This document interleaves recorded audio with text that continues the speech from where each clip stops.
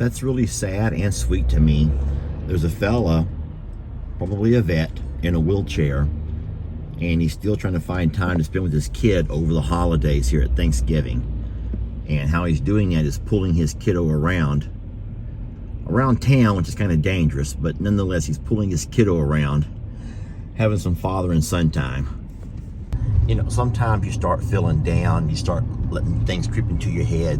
Poor me, poor me, poor me. You know, look at me, poor me. And then things like that just kind of come up, and that's, I think, God's way of like slapping you across the face by saying, hey, man, you need to think about what you're saying and how you're feeling, because that right there, I said this before when I talked about Mr. Leo, and I can promise you the moments that Mr. Leo has had, and then the moments that that guy's going through without the use of his legs, has put him at a lot lower places than what I've ever been. And if he can find a way to get up and get going, and then not only that, but still find a way to spend time with his kiddo here over the Thanksgiving holidays, bless him. And shame on me for the poor me feelings that sometimes can kind of creep in.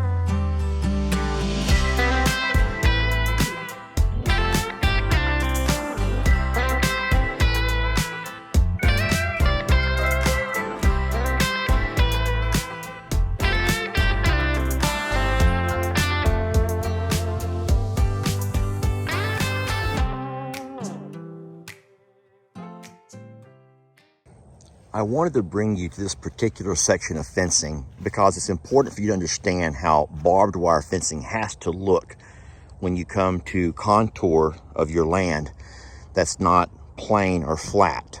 So over here, what we have is a little of a high spot in the middle, a little hill, if you will. We have two low spots on each side.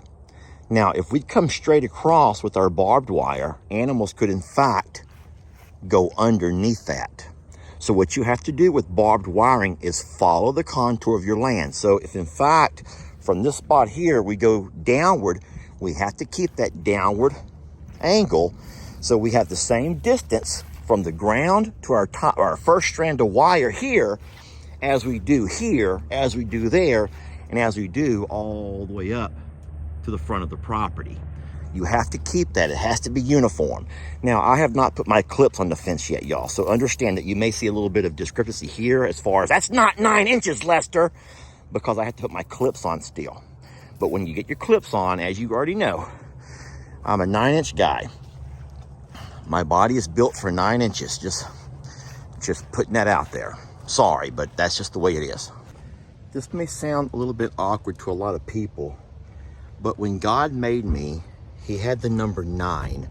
Now that might be something that maybe everyone's born that way, but I don't know. But I only speak for myself that 9 is my magic number. It's 9 inches from my ankle to my knee. It's 9 inches from my knee to my hip. It's 9 inches from my hip to my chest. It's 9 inches. Guys, head and shoulders, knees and toes. On me, they always measure right at 9 inches. And so whenever I'm building a fence, I want to show you something pretty cool over here. I use my body. I don't need to carry around a tape. I can just use my body to measure, and everyone thinks that's the most bizarre and the weirdest thing ever. It's only weird and bizarre if your body's not symmetrical or aligned to 9 inches. Guys, you don't make this stuff up.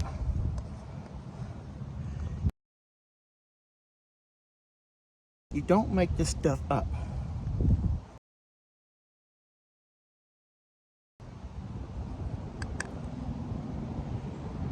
don't make it up, y'all. You don't make it up. I'm sorry, but I'm also blessed. I will call it that. I'm sorry that if it makes you feel weird that your body does not align to 9 inches, but I'm blessed that mine does. It saves me a lot of time when I'm working on stuff like fencing. I'm about to show you the hardest thing in all of fencing. The hardest thing to do is absolutely unrolling your barbed wire. So I use the front of my tractor, the hay forks or the hay spear, and I simply pull it like this, and I walk it all the way down my fence line, like I'm doing here. I'll be back.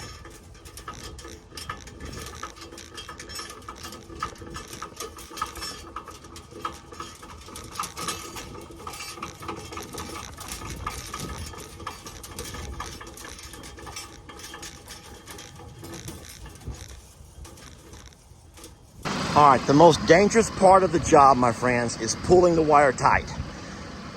This is where more people get hurt by the wire snapping and coming back onto you. So you guys hold on tight. We're gonna do this together.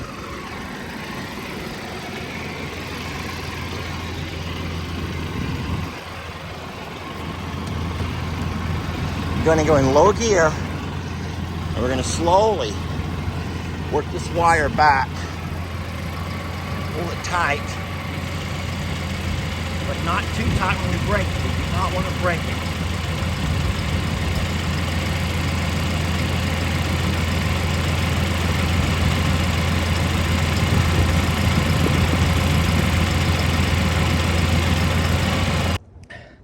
So you do get tired, and then you find yourself like bleeding and everything. It's just like, ah. And you have to remember what you saw this morning when you saw that fella who was trying to wheelchair himself through town, and he was pulling his son behind him. And you're gonna say, how much you want to bet that fella wishes he could be out here sweating, climbing off and on a tractor, maybe bleeding here and there, because the bleeding that I'm doing, y'all, is nothing compared to the bleeding that he's done. And it's just, we're so blessed. And sometimes projects like this, they're so daunting and just, oh my gosh, like, it's gonna take forever. And you're sore and you're tired, but you remember that fella, just remember that fella. And then that pushes you to keep going.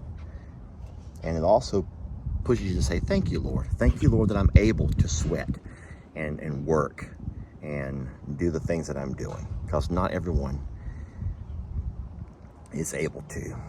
So, all right, we toil on. The reason you run 2 rolls of wire, top and bottom, before you put your T-post is that way you know for a fact your T-posts are straight up and down as far as this way goes. You can't have them leaning one way or the other. Now, you still have to be careful to make sure that they're not leaning left or right. But as far as your vertical, if you put a post at the top and at the bottom, if your post is touching both, then you know for a fact it's straight up and down. Guys, we're getting there. 3. That right there is a look at the sunset here at the LJ. That right there is a look at the sunset at the JL Ranch. Not jail, the JL. We got a lot of stuff done today. I'm so thankful to have Fire Chief Chris and his son come and help clean up a lot of the barn area. It looks wonderful in here. We have a lot. Now listen, don't get me wrong. As you're all sitting there staring at that roof about to fall in on top of me, we have a lot to do. We still have a lot to do. But we at least got a lot of the barn cleaned out. All of my stretch of fence is done. We got a big pile of stuff to be burnt. Man, we're moving and shaking, friends. We are moving and shaking. Anyway, I want to thank y'all for watching, and thank you for these ladies here for hanging out with me. Y'all did a great job today. And I got another one up here in the front who's just so ready to go and see her mama. And that's where we're headed, home to see mama, get some dinner. Thank y'all for watching, and we will see you guys on the next video. You love me? I love you too. Thank you.